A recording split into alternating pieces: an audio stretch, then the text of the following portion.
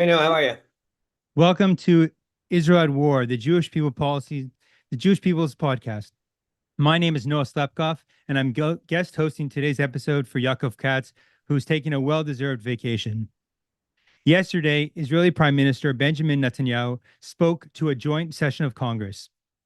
With 5,000 anti-Israel protesters he described as useful idiots of Iran demonstrating inside the chamber of the House of Representatives, with rescued Israeli hostage Noah Arjamani watching from the gallery, Netanyahu, in a powerful speech, lavished praise on both President Biden, who he thanked for his tireless efforts on behalf of the hostages and their families, for his heartfelt support of Israel, and for visiting and standing by Israel during its darkest hour, and former President Donald Trump, who he thanked for his leadership in brokering the historic Abraham Accords, for recognizing Israel's sovereignty over the Golan Heights, for confronting Iran's aggression, and for recognizing Jerusalem as the capital and moving the embassy there.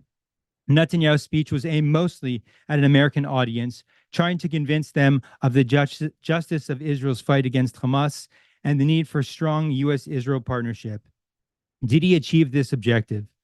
How was the speech received in Israel, where families of hostages heard nothing from Netanyahu that would make them more hopeful that a hostage deal was imminent?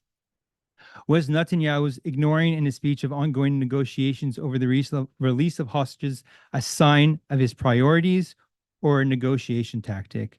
To discuss all of this and more, I'm joined today by two colleagues who are senior fellows at JPPI. Shmuel Rosner, who previously served as the chief diplomatic correspondent in Washington for Aretz, and Professor Gil Troy, a celebrated American presidential historian.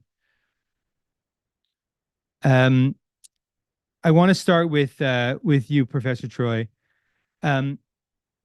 Before we talk about the actual speech, there was a debate whether or not Netanyahu should have done this, given a speech in Congress, without the full support of the president. How do you see this in historical perspective? And do you think Netanyahu could have just said, no, I'm not going to give this speech? It's funny, we're talking about the speech, but of course there were two the speeches last night. There was Joe Biden's 11-minute speech explaining about the three-ring circus that American politics has been and continues to be, and of course the speech that Netanyahu gave to the Congress. I definitely opposed the decision to go, and I have to say that nothing I saw last night convinced me that there was a need for him to be there. If anything, the way the Democrats objected to the speech, with 70 of them not showing up, with Vice President Kamala Harris not presiding, which is one of the few jobs the vice president has to do over the speech, with Bernie Sanders calling Bibi Netanyahu a war criminal, with Nancy Pelosi, the former Speaker of the House, issuing a statement which I found, frankly, a little bit insane, calling it the worst speech in a Congress by a foreign representative ever, without giving examples why. What he did was he ended up locking the Democrats into a kind of opposition. Now, if we knew that Donald Trump was going to win and that the House was going to be run by the Republicans and the Senate was going to be run by the Republicans and the Democrats were going to become an irrelevant marginal party, I'd say, well, he played it intelligently. But in politics, you don't want to lock people into positions, especially if you didn't really convince anybody else. So before we get to the content of the speech, simply the optics around the speech seem to continue the problem of Netanyahu not reading the room and not understanding the dynamics in Washington right now, and certainly not being sensitive to the highly volatile dynamics in the Democratic Party around this issue and around Israel. And Shmuel, what was the goal of this for Netanyahu, and did he achieve it? Well, what was the goal? I don't know. I can't read his heart, but for 24 hours after the speech, I can use the analogy that most politics-loving Americans will easily recognize, the one from the Reagan-Carter debate in 1980. Are we better off this morning than we were yesterday before the speech?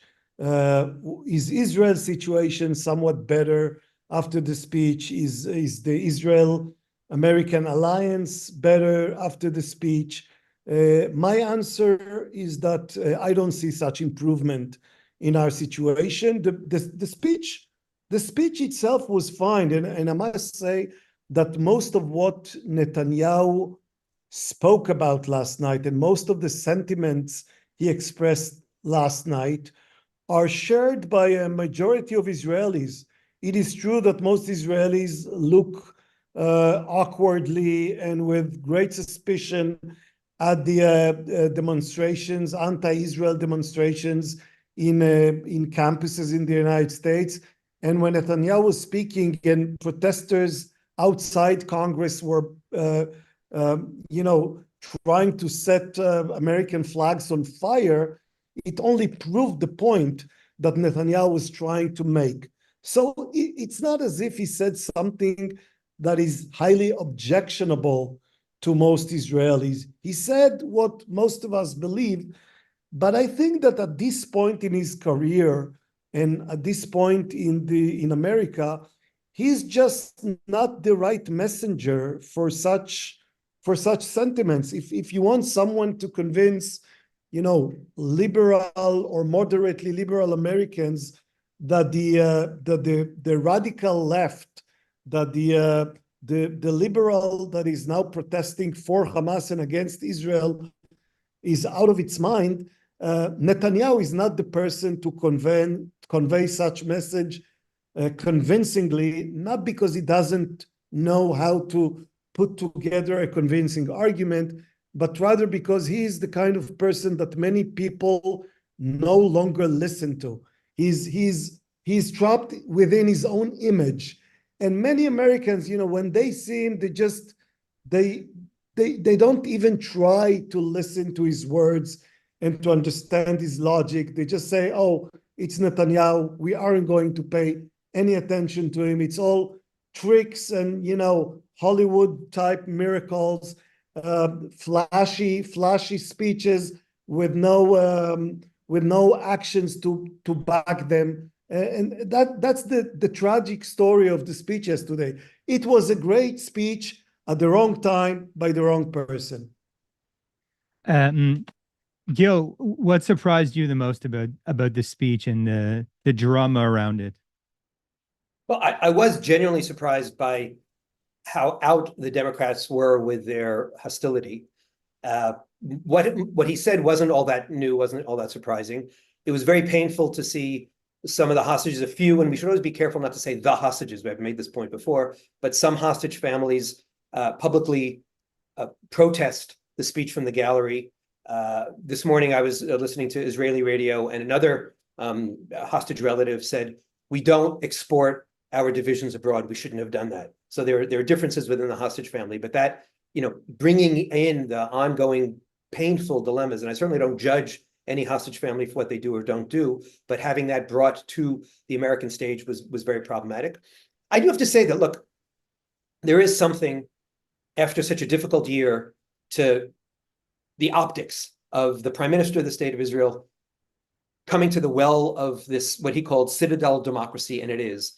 And, the shouting, the excitement, the standing ovations, that was reassuring, but you knew that it was a bit of a false flag operation on one level. And Shmuel, how was this received back in Israel, this speech?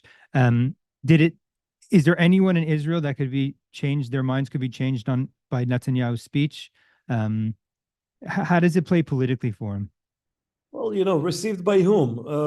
Most supporters of Netanyahu thought that it was a great speech that should have been carried by the prime minister. They see it as a great triumph.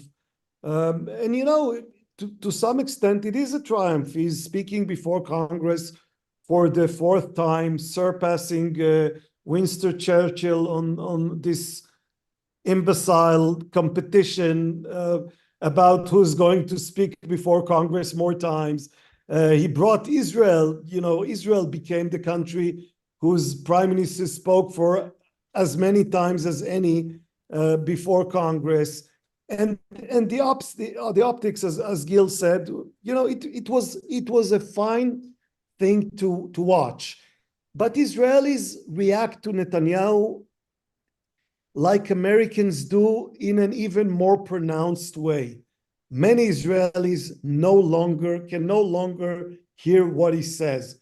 No matter how the speech is great, no matter what happens this week in Washington, Netanyahu is their devil, and they do not want to see him, hear him, or hear about him anymore. They just want him out.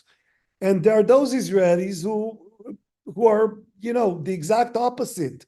They see Netanyahu as a world leader, as someone who can represent Israel respectfully on the world stage, as someone who can meet with both President Biden and President Trump and speak with them on some equal footing. There are many Israelis who see Netanyahu as someone who has no parallel amongst other Israeli leaders. So you're asking me how the speech was received. It was received enthusiastically by the supporters of Netanyahu and was received with a shrug or even anger by those who oppose Prime Minister Netanyahu. I do have to say that the approval ratings for Netanyahu in Israel is quite low right now. We might see it climb somewhat because of this or that speech, but many Israelis could not escape to note that this was a speech in English for Americans. So if you think back about the comparison to Winston Churchill, Churchill's greatness was not about speaking in a great way to the Americans during the crisis. It was about him speaking to his own people, to the country that he was the prime minister of, and he was able to pull together his own society in preparation and during a war. Netanyahu did not make such great speech in Israel since the start of the war. He did not do the Churchillian thing. He might have done it in Congress, but not in Jerusalem. For the American audience who are listening, who are used to hearing terms of swing voters and independents, in Israel, is there anyone who's sitting on the fence about Netanyahu and watching the speech and saying, okay, I'm going to listen to this speech, and based on this speech, I'm going to decide if I'm going to vote for this guy? Shmuel, I'm asking you. I don't think so. I don't think speeches are going to make the difference. Look, it is going to remind some of his former supporters, those who deserted him during the last year and a half, and there are many such Israelis. The current coalition that has 64 seats in the Knesset, in the parliament, is now getting, according to recent polls, around 50 seats.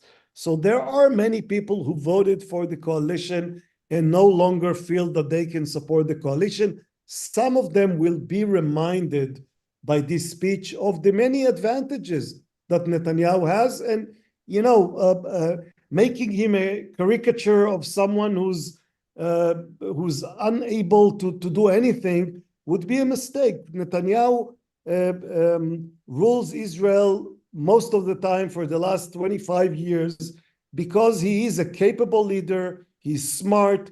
He knows how to make speeches, and he's a great politician. And there are many things that he did in a fine and delicate and thoughtful way. But will this erase everything that we now know about the last year and a half since the start of the current government? Will this erase the political polarization in Israel, the social polarization, the calamity of October 7th, the prolonged war that we are still fighting, the hostages, the problems we have in the north? Israel is facing real problems that you cannot fix with great speeches. And Netanyahu made a great speech, and we should all be proud of him for doing that. But now he needs to get back home and solve the actual problems that we have here. Something that in the last 9 months he did not do it with great performance. Okay, I want to move to developments with Joe Biden stepping aside for the campaign and putting in Kamala Harris as the Democratic nominee. Gil, how does this affect um, the, the remaining months of Biden's administration in terms of what he can do with Israel? Are his hands tied now? Is he going to wait and wait till November to do anything major? Where are we now vis-a-vis the American-Israel relationship with Biden as a lame duck president, or is he a lame duck president? So before I get to that, I do want to go say one more thing about the speech, which is I agreed with almost every single word. And that's the tragedy, right? Just to echo what Shmuel was saying, is that he made arguments about why we fought and what we need to do that most Israelis agree with. The problem was just sort of all the politics around it. Look, the two most terrifying words in the presidential vocabulary are lame duck. The notion of having 6 months left. Now you think about it, do the math. Israelis aren't used to this because we've never had a prime minister fill out his or her full term. But you have 4 years, and the notion of 6 months, which is half a year left, is a lot of time. And one of the things that Joe Biden said in his speech last night, the speech, was, I've got an agenda. I want Supreme Court reform. I want to continue to push my green agenda, and I want an end to this Gaza war. So he was trying to say, I am no longer a candidate, but I'm still a player.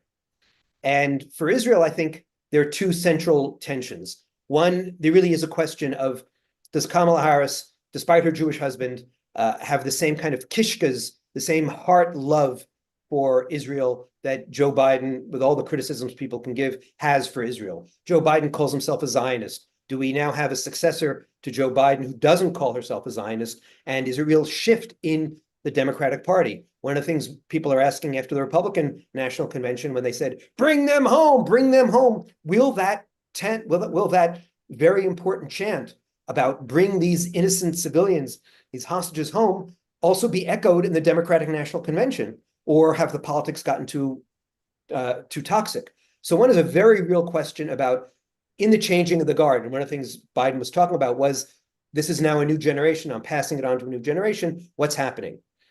That's a kind of bigger existential question, which has to do with the politics of this campaign and the broader shifts in the American Jewish community, in the American community, in the progressive community. But right now, Israel is facing at least 2, if not 3, 4 massive crises internationally. One is the ongoing crisis in Gaza with the hostages with Hamas. 2 is the crisis up north with Hezbollah. 3, of course, Iran did indeed send 320 missiles just a few months ago to try to obliterate parts of Tel Aviv and much of Israel. And 4th, the Houthis have now gotten into the game. So more than ever, Joe Biden, in the 6 months that he has remaining, has to show leadership. And one of the things I keep on emphasizing and others keep on emphasizing is this is not just an Israel issue. This is an American issue. This is a Western issue. Because if the United States of America shows weakness, it's not only a problem for Israel in the Middle East, it's not only a problem for the United States in the Middle East, it affects Taiwan. It affects the United States vis-a-vis Russia. It affects the United States vis-a-vis China. And so I'm hoping that rather than being a lame duck, this will actually free Joe Biden to show some leadership. But of course, the dynamics of this campaign will probably limit him even more than the lame duck status. Shmuel, how do you see this, the fact that Biden no longer has to worry about the vote in Michigan to secure the nomination as he deals with the policies towards Israel? Does this get free Biden from a political calculation that is healthier for Israel, let's say? Well, first of all, I must say that it's going, I'm quite curious about this because, think about the psychology of Joe Biden. Joe Biden is or has been a politician since his early 30s. He's been in politics for 50 years, constantly having to worry about the next step, the next election, the next job, the next position that he wants to acquire. This was an ongoing political calculation that he had to keep in mind in parallel to doing all the other things that he was doing. for the first time, essentially for the first time in his adult life, he no longer has to worry about the next election. Now, psychologically speaking, that's an interesting situation. And I can't tell you for certain what he's going to try and do with this newly found freedom. On the one hand, you can say this is going to be Biden unhinged. He can do whatever he wants to do. On the other hand, think about the motivation behind having to quit the race. He had to quit the race because he didn't want his legacy to be the legacy of someone who left America at the hands of Donald Trump. He did not want to be the one blamed for letting Trump win the next election. If he does something that will enable someone to say that because of him, because of what he did for Israel or against Israel, for Ukraine or against Ukraine, for whatever, for the Supreme Court or against the Supreme Court, he would not want to be the one blamed for the rise of Donald Trump. So on the one hand, from a political perspective, this is going to be a new experience for him. On the other hand, this is also the first time in which he has to worry about his legacy. This is the end of his career. He must worry about his legacy. So whether he will feel that he is now freer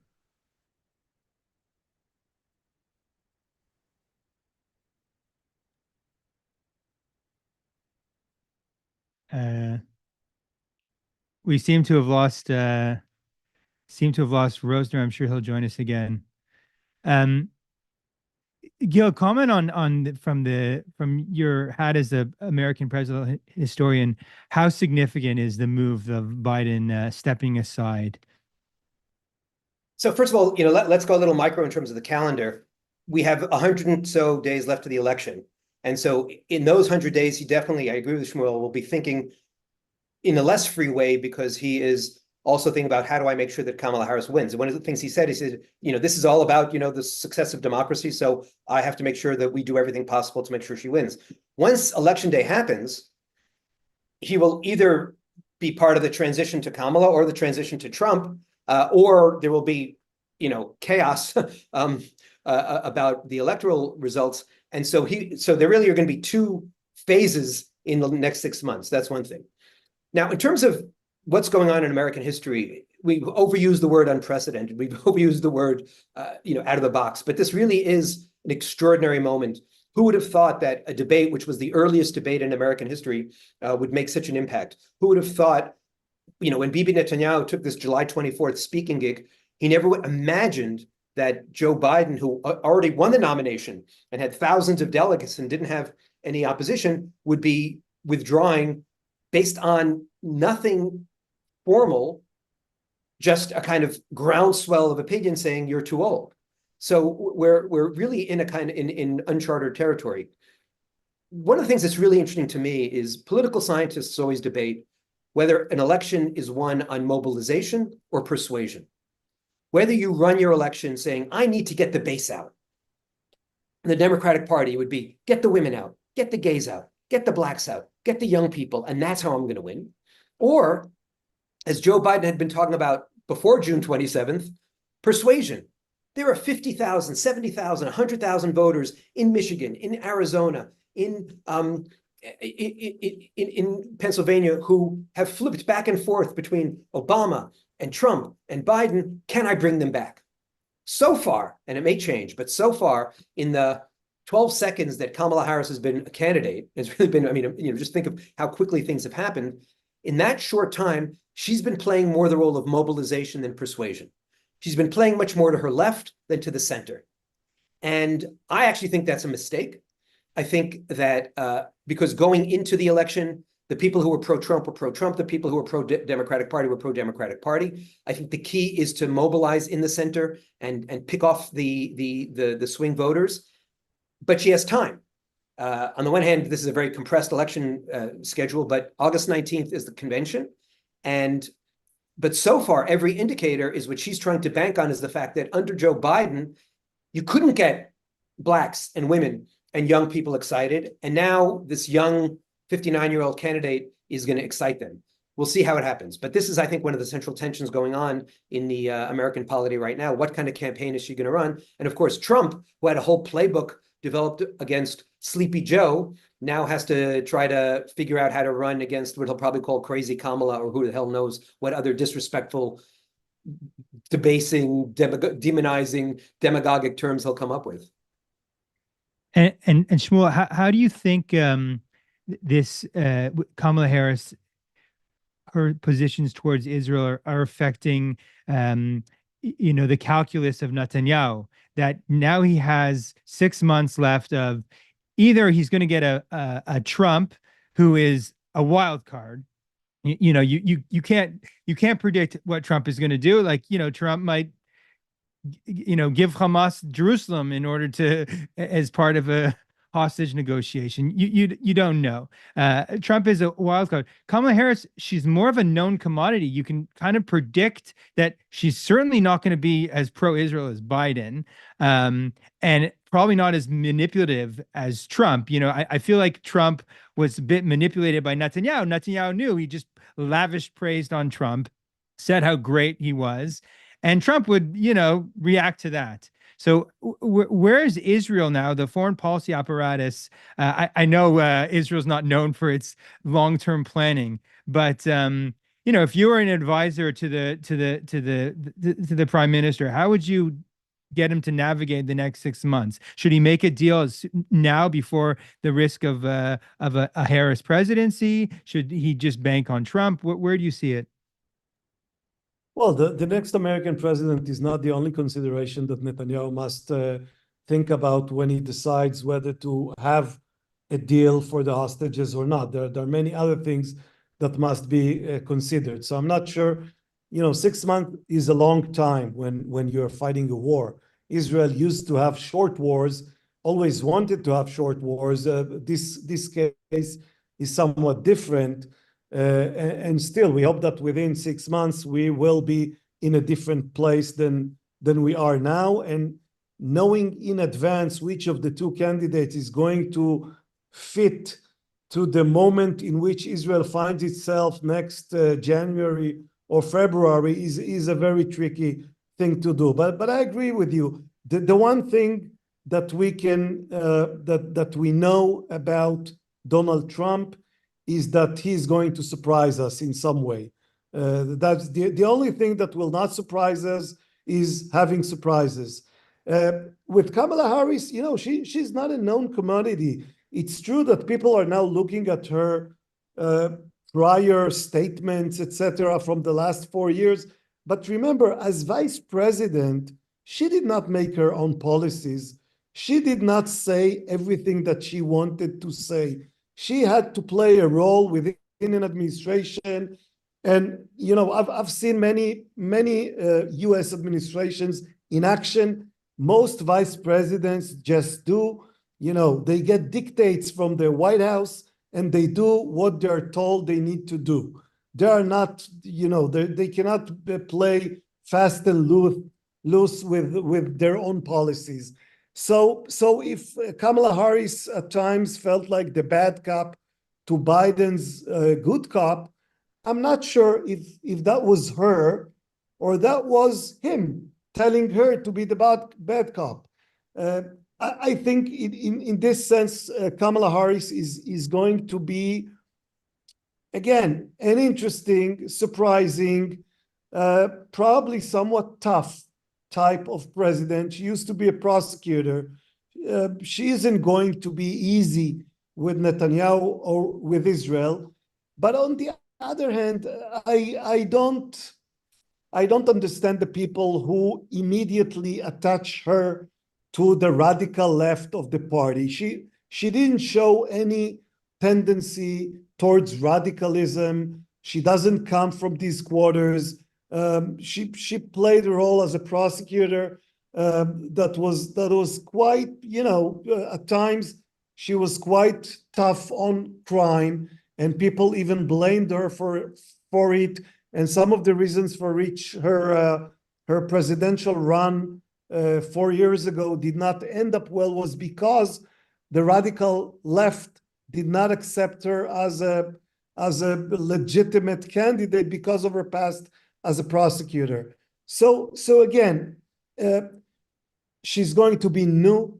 She doesn't have much experience in foreign policy, and she's going to be, I suspect, a mainstream Democrat.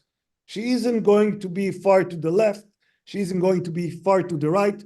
She will not have the emotional attachment to Israel that President Biden has, but she will also, well, I don't suspect that she in any way, disrespects or dislikes Israel. There will be differences in opinions between her and the right-wing Israeli government, and they will have to sort it out in some way, like we did between Netanyahu and Barack Obama. We go back to those years and we say, well, what awful relationships. Well, the U.S. Israel alliance survived the Netanyahu-Obama years. It wasn't that terrible. And it survived the Netanyahu-Trump years. And I expect it will survive the Netanyahu or whomever comes instead of him and the Trump or Harris years. All right. Gil, do you want to add anything to that, or? Look, there still is the overwhelming consensus. 80% of Americans support Israel, and every candidate has to recognize that. Going back to the burning of the American flag with the Israeli flag, every American has to recognize that, and every American presidential candidate ultimately has to understand that. So you're right. When we zoom out, we see that fundamentally the tension that we focus on from day to day misreads and misleads us about the fundamentals of the relationship, which remain quite solid, both between the American Jewish community and the state of Israel, and between the American polity, the consensus of main Americans. And that was what was on display last night. Most Americans love Israel, get Israel, support Israel, and no thoughtful politician who wants to succeed will throw Israel under the bus. All right. Well, Professor Gil Troy, Shmuel Rosner, thank you for joining us. Again, I'm Noah Slepkoff in for Yaakov Katz, who is on vacation. Please watch us on YouTube, on Facebook, and listen to our podcast wherever you get your podcast. Thank you, and Shabbat